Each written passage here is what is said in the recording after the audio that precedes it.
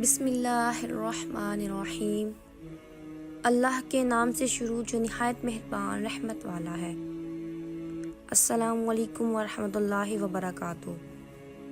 حضرت نعیم المجمر رضی اللہ تعالیٰ عنہ سے وہ کہتے ہیں کہ میں ایک مرتبہ حضرت ابو ہریرہ رضی اللہ تعالیٰ عنہ کے ساتھ مسجد کی چھت پر چڑھا تو آپ نے وضو کیا اور کہا کہ میں نے رسول اللہ صلی اللہ علیہ وآلہ وسلم سے سنا تھا کہ آپ صلی اللہ علیہ وآلہ وسلم فرما رہے تھے کہ میری امت کے لوگ وضو کے نشانات کی وجہ سے قیامت کے دن سفید پیشانی اور سفید ہاتھ پاؤں والوں کی شکل میں بلائے جائیں گے، تو تم میں سے جو کوئی اپنی چمک بڑھانا چاہتا ہے تو وہ بڑھا لے، یعنی وضو اچھی طرح کرے۔